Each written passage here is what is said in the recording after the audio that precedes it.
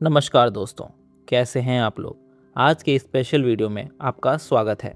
मैं हूं आपका दोस्त और आज हम बात करने वाले हैं एक ऐसी माइंडसेट शिफ्ट की जो आपके इन्वेस्टिंग जर्नी को हमेशा के लिए बदल देगी। आज के एपिसोड में हम फिलिप फिशर की timeless book conservative investors sleep well से सीखेंगे कि बिना किसी डर के शेयर मार्केट से वेल्थ कैसे बनाया जाए। आपको ये वीडियो क्यों देखना चाहिए, क्योंकि इसमें आपको मिलेगा low risk high return stocks ढूंढने का सीक्रेट फार्मूला और स्कटल बट मेथड। तो वीडियो के एंड तक ज़रूर बने रहिए, क्योंकि आखिर पार्ट में एक ऐसा रूल है जो आपको मार्केट क्रैश से बचाएगा। खुश रहिए, मस्त रहिए और चलिए शुरू करते हैं। सोचिए, रात के 2 बज रहे हैं, आसपास हर तरफ सन्नाटा है, लेकिन स्टॉक मार्केट की दुनिया में खौफनाक तूफान आया हुआ है। ग्लोबल मार्केट लाल रंग में डूब चुकी हैं, टीवी स्क्रीन्स पर डर का माहौल है और बड़े बड़े इन्वेस्टर्स परेशानी में अपने बाल खींच रहे हैं। उनके दिल की धड़कन हर सेकंड के साथ तेज़ हो रही है। लेकिन दूसरी तरफ एक ऐसा भी इन्वेस्टर है जो अपनी बालकनी में खड़ा होकर सुकून से चाय पी रहा है और फिर बिना किसी चिंता के जाकर एक गहरी सुकून भरी नींद सो जाता है। उसके माथे पर शिकन का एक कतरा तक नहीं है। आखिर कौन है ये इंसान और इसके पास ऐसा कौन सा राज है जो मार्केट के इतने बड़े तूफान में भी इसका बाल तक बांका नहीं कर पा रहा। दोस्तों, ये कोई मामूली इंसान नहीं बल्कि एक कंजर्वेटिव इन्वेस्टर है।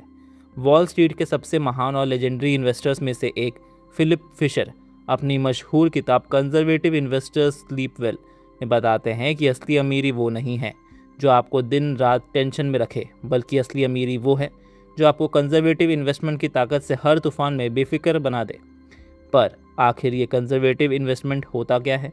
ज़्यादातर लोग समझते हैं कि कंजर्वेटिव होने का मतलब है अपना पैसा सिर्फ एफडी, गोल्ड या गवर्नमेंट बॉन्ड में लगाना, जहां रिटर्न बहुत कम मिलता है। लेकिन फिशर कहते हैं कि ये सोच बिल्कुल गलत है। कंजर्वेटिव इन्वेस्टर होने का मतलब कम कमाल करना नहीं, बल्कि ज़ीरो फियर और मैक्सिमम सिक्योरिटी के साथ बेहद शानदार वेल्थ क्रिएट करना है। इस सुकून और वेल्थ के पीछे फिलिप फिशर ने एक कंपनी के 4 बुनियादी पिलर्स बताए हैं जिन पर हर कंजर्वेटिव इन्वेस्टमेंट की नींव टिकी होती है। पहला पिलर है लो कॉस्ट प्रोडक्शन, यानी कम लागत में सबसे बेहतर माल तैयार करना। सोचिए, 2 कंपनी हैं जो एक ही तरह के सामान बेचती है। पहली कंपनी को उस सामान को बनाने में 80 रुपये लगते हैं और दूसरी को सिर्फ 50 रुपये। जब मार्केट में तेज़ी होती है तो दोनों कमाती है, लेकिन जब मार्केट में मंदी आती है और प्रोडक्ट का दाम गिरकर 60 रुपये हो जाता है तो 80 रुपये वाली कंपनी बर्बाद होने लगती है, जबकि 50 रुपये वाली लो कॉस्ट प्रोड्यूसर कंपनी तब 10 रुपये का शुद्ध मुनाफा कमा रही होती है। फिलिप फिशर कहते हैं जो कंपनी इंडस्ट्री में सबसे कम लागत पर प्रोडक्शन करती है वो मंदी के तूफान में भी सबसे पहले सुरक्षित निकल जाती है। इसका दूसरा सबसे बड़ा पिलर है स्ट्रॉन्ग मार्केटिंग ऑर्गेनाइजेशन। सोचिए, आपके पास दुनिया का सबसे बेहतरीन प्रोडक्ट है, लेकिन अगर आपको उसे बेचना ही नहीं आता तो उस प्रोडक्ट की कीमत ज़ीरो है। एक असली कंजर्वेटिव कंपनी के पास एक ऐसी एग्रेसिव और चालाक मार्केटिंग टीम होती है जो बदलते वक्त के साथ कस्टमर की हर छोटी से छोटी ज़रूरत और पसंद को पहले ही समझ लेती है। वह सिर्फ आज का सामान नहीं बेचती, बल्कि आने वाले 10 सालों के कस्टमर का भरोसा भी जीत लेती है। तीसरा और सबसे इम्पॉर्टेंट पिलर है आउटस्टैंडिंग R&D, यानी रिसर्च एंड डेवलपमेंट। जो कंपनी अपने आज के सक्सेस पर घमंड करती है और नए आइडिया पर काम करना बंद कर देती है, वो कल हिस्ट्री बन जाती है। कोडैक और नोकिया इसका सबसे बड़ा उदाहरण है। फिशर कहते हैं कि R&D किसी भी कंपनी की वो संजीवनी बूटी है जो उसे हमेशा जवान रखती है। एक कंजर्वेटिव कंपनी अपनी कमाई का एक बड़ा हिस्सा हमेशा नए प्रोडक्ट और नए टेक्नोलॉजीज़ को ढूंढने में लगाती है, ताकि आने वाले 10 से 15 सालों तक मार्केट में उसकी बादशाहत बनी रहे। और आखिरी यानी छोटा पिलर है फाइनेंशियल कंट्रोल और कम कर्जा, लो डेट। एक बेहतरीन कंपनी वो है जो अपने एक एक रुपए का हिसाब रखती है और जिसका मैनेजमेंट फिजूल खर्ची नहीं करता। सबसे ज़रूरी बात, उस कंपनी के ऊपर कर्जा यानी डेट बहुत कम या ज़ीरो होता है, क्योंकि जब बुरे दिन आते हैं तो बैंक का ब्याज ही बड़ी बड़ी कंपनीज को ले डूबता है। जब आप एक ऐसी कंपनी ढूंढ लेते हैं जिसमें ये चारों pillars low cost, strong marketing, R&D और स्ट्रॉन्ग फाइनेंसेस एक साथ मौजूद होते हैं, तो आपको मार्केट की रोज़ाना की उतार चढ़ाव से कोई फ़र्क नहीं पड़ता। फिर चाहे मार्केट क्रैश हो या इकनॉमी में मंदी आए, आपको पता होता है कि आपका पैसा एक चट्टान की तरह मजबूत बिजनेस में लगा है और तभी आप हर रात चैन की नींद सो सकते हैं। लेकिन अब सबसे बड़ा सवाल ये उठता है, आखिर ऐसी ज़बरदस्त कंपनी को ढूंढा कैसे जाए? कैसे पता करें कि कंपनी का मैनेजमेंट सच में ईमानदार है या सिर्फ दिखावा कर रहा है? ये जानने के लिए सुनते रहिए इस ऑडियो बुक का अगला भाग। पार्ट 1 में हमने देखा कि एक कंजर्वेटिव कंपनी के 4 pillars, low cost production, strong marketing, R&D और फाइनेंशियल डिसिप्लिन किसी भी बिजनेस को एक चट्टान की तरह मजबूत बना देती है।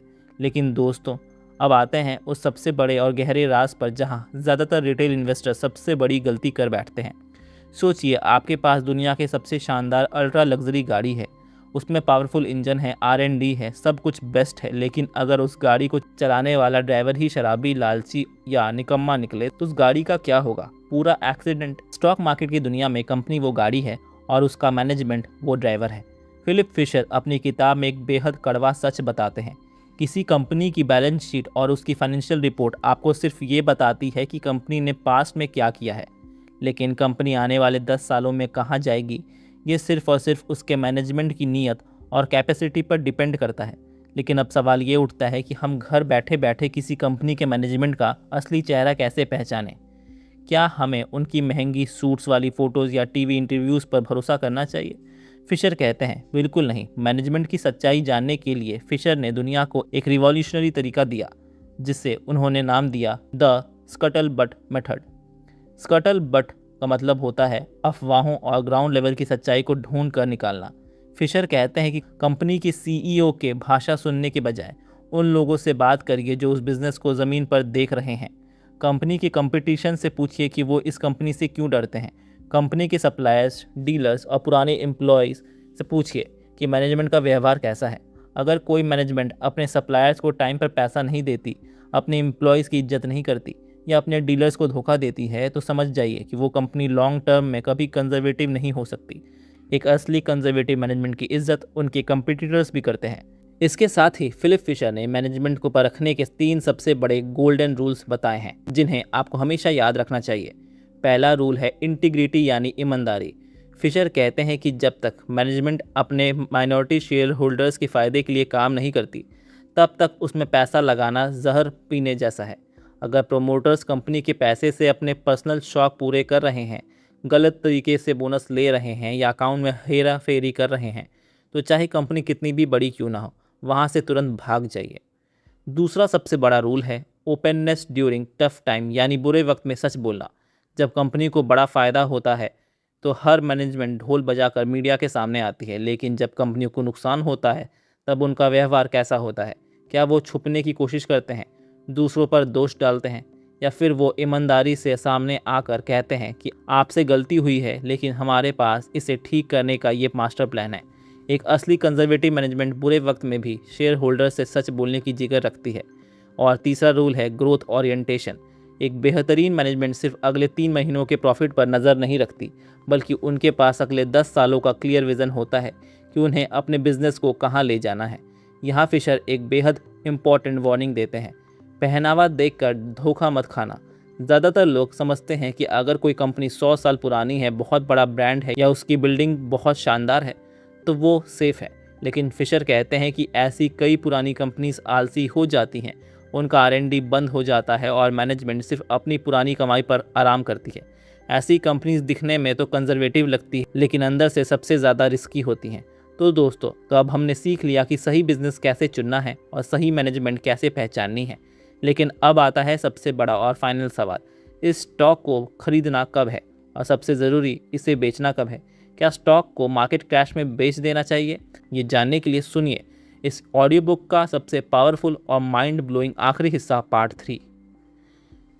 पार्ट 1 और पार्ट 2 में हमने सीखा कि एक कंजर्वेटिव कंपनी के 4 पिलर्स कितने मजबूत होते हैं और उसके मैनेजमेंट की नीयत और स्कटल बट मेथड से उसकी असलियत कैसे पहचानी जाती है। अब हम आकर खड़े हैं इस पूरी ऑडियो बुक के सबसे एक्साइटिंग और डिसाइसिव पड़ाव पर।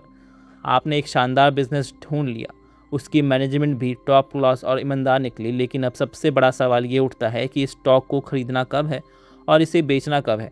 यहाँ फिलिप फिशर हमें एक ऐसा मंत्र देते हैं जो ट्रेडिशनल मार्केट ट्रेडर्स की सोच को हिला कर रख देती है। ज़्यादातर आम इन्वेस्टर हमेशा चीप स्टॉक्स यानी सस्ते शेयर्स के पीछे भागते हैं। उन्हें लगता है कि 10 रुपये का स्टॉक खरीदना 1000 रुपये के स्टॉक से ज़्यादा सेफ है, लेकिन फिलिप फिशर कहते हैं कि यह स्टॉक मार्केट की सबसे बड़ी गलतफहमी है। एक कंजर्वेटिव इन्वेस्टर के लिए प्राइस नहीं, क्वालिटी सबसे पहले आती है। फिशर कहते हैं कि अगर आपको एक बड़ी कंपनी थोड़ी महंगी कीमत पर भी मिल रही है तो उसे खरीदने में हिचकिचाना नहीं चाहिए, क्योंकि एक अच्छी कंपनी की लॉन्ग टर्म अर्निंग ग्रोथ आपके पहले दिन चुकाई गई एक्स्ट्रा कीमत को कुछ ही सालों में ज़ीरो कर देती है, जबकि एक घटिया कंपनी सस्ते में खरीदने के बावजूद आपका सारा पैसा डुबा सकती है। लेकिन अब आता है वो सवाल जिस पर 99% इन्वेस्टर्स गलती कर बैठते हैं। स्टॉक को बेचना कब चाहिए? जब मार्केट क्रैश होता है, जब चारों तरफ डर का माहौल होता है, या जब कोई बुरी खबर आती है तो आम लोग घबरा के अपने अच्छे से अच्छे स्टॉक बेचकर भाग जाते हैं। लेकिन फिलिप फिशर का एक ऐसा मशहूर कोट है जो हर इन्वेस्टर को अपने दिल पर लिख लेना चाहिए। फिशर कहते हैं, अगर आपने स्टॉक खरीदते वक्त अपना एनालिसिस सही तरीके से किया है तो स्टॉक को बेचना का सही समय ऑलमोस्ट नेवर यानी लगभग कभी नहीं होता है। जी हाँ, आपने बिल्कुल सही सुना, ऑलमोस्ट नेवर। फिशर के मुताबिक अगर आपकी कंपनी लगातार ग्रो कर रही है तो उसे सिर्फ इसलिए बेच देना क्योंकि मार्केट गिर रहा है या आपको थोड़ा सा प्रॉफिट बुक करना है, सबसे बड़ी बेवकूफ़ी है। उनके मुताबिक एक कंजर्वेटिव इन्वेस्टर को अपना स्टॉक सिर्फ 3 बेहद खास सूरतों में ही बेचना चाहिए।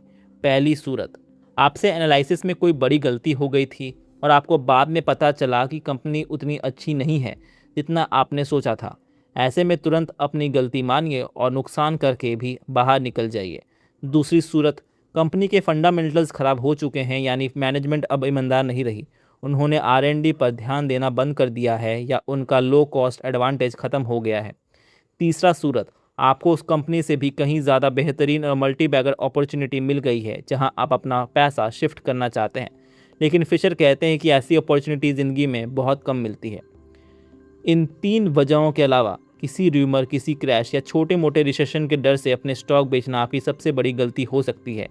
वॉल स्ट्रीट के तूफान आएंगे और जाएंगे, लेकिन एक बेहतरीन कंपनी हर तूफान से लड़कर और मजबूत होकर बाहर निकलेगी।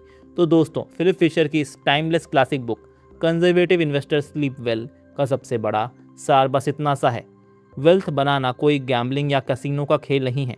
सही और मजबूत बिजनेस को समझिए, उसके बेहतरीन मैनेजमेंट पर भरोसा रखिए और उससे सालों साल क्वाइट कन्विक्शन के साथ होल्ड कीजिए। जब आपका हार्ड अर्नड पैसा दुनिया की सबसे बेहतरीन और सेफ कंपनीज के साथ ग्रो होता है तो आपको मार्केट के किसी क्रैश से डर नहीं लगता। आपको रोज़ाना स्टॉक प्राइस देखने की ज़रूरत नहीं पड़ती और तभी आप हर रात चैन और सुकून की नींद सो पाते हैं। ये थे फिलिप फिशर की मशहूर किताब कंजर्वेटिव इन्वेस्टर्स स्लीप वेल की पूरी कहानी। उम्मीद है आपको ये ऑडियो बुक जर्नी बेहद पसंद आई होगी। धन्यवाद।